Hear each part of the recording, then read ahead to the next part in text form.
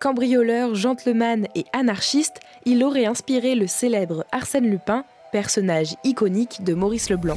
Voici Alexandre Marius Jacob, né à Marseille en 1879. Il a à son actif des centaines de cambriolages dans toute la France, qui lui ont permis de financer la cause anarchiste et valu 25 ans de bagne. D'abord, je ne suis pas cambrioleur, je suis un récupérateur. Je ne vole pas, je vole des voleurs. Et quand j'arrive dans un pays où je vois des usines et des cheminées, je sais que là, il y a des braves gens qui sont en train de travailler. Par contre, lorsque dans le bottin mondain, je découvre qu'il y a des châteaux, et lorsque je peux lire dans le bottin mondain qu'il y a monsieur le marquis de, etc., qui a 3 châteaux, je me dis, il y en a quand même 2 de trop, il ne peut pas être dans les 3 en même temps.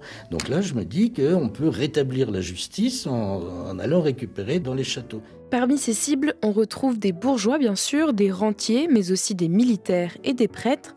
En bref, tout ce qui représente pour lui le grand capitalisme. Pour mettre en œuvre tous ces cambriolages, Jacob et sa bande, les travailleurs de la nuit, ont des stratagèmes bien rodés. Les cambrioleurs ont percé un trou dans le plancher. À partir d'un tout petit trou, ils ont glissé un parapluie. Et alors ensuite, ils ont ouvert ce fameux parapluie dont vous parliez, Jean-Marc Delpech, pour recueillir l'ensemble des gravats au fur et à mesure qu'ils agrandissaient le trou. C'est bien ça ? Absolument. Une fois que le trou plus grand est fait, il suffisait d'une corde à nœud pour descendre dans l'appartement du 4e. Ils ont percé le coffre-fort du bijoutier et se sont emparés des bijoux, des titres de rente et autres menus monnaies. Le tout, effectivement, pour plus de 120 000 francs de l'époque. Le train, en plein essor au début du XXe siècle, est également central dans ces tactiques de cambriolage. L'utilisation qui peut paraître toute bête maintenant de l'indicateur des chemins de fer, c'est-à-dire des horaires des trains.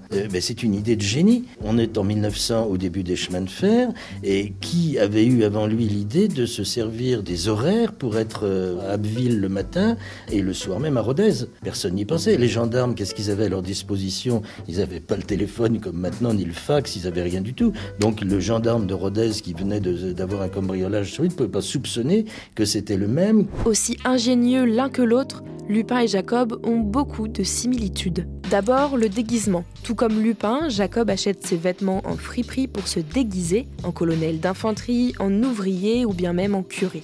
Ensuite, les messages codés. Lorsque Jacob est au bagne, il échange en langage codé avec sa mère par le biais de journaux anarchistes. Mais aussi la bande. Lupin comme Jacob ont une bande d'acolytes. Plus d'une 40aine de personnes font partie de la bande des travailleurs de la nuit. Et enfin, les nouvelles technologies. Oui, pour étudier les tout derniers modèles de coffre-fort, Jacob se les fait livrer dans une quincaillerie plus ou moins légale qu'il installe à Toulouse.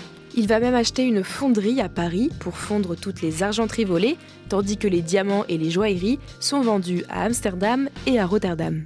Après plusieurs années de vol, l'anarchiste se fait arrêter et se retrouve face à la justice. 150 cambriolages sont déclarés lors du procès, largement relayé par la presse. Il utilise d'ailleurs ce jugement pour faire une tribune idéologique. Ce procès était absolument fulgurant parce que Jacob était un homme d'esprit, de répartie, avec l'accent du Midi en plus chantant, et tout le monde se tordait de rire aux répliques. Ce qui fait qu'il est évident que le jeune Maurice Leblanc a été frappé par ça. 2 ans après le procès, le premier recueil d'Arsène Lupin est publié, mais certains historiens appellent à la nuance quant à l'inspiration directe de l'auteur pour créer son personnage. Il assure s'être seulement inspiré de l'air du temps.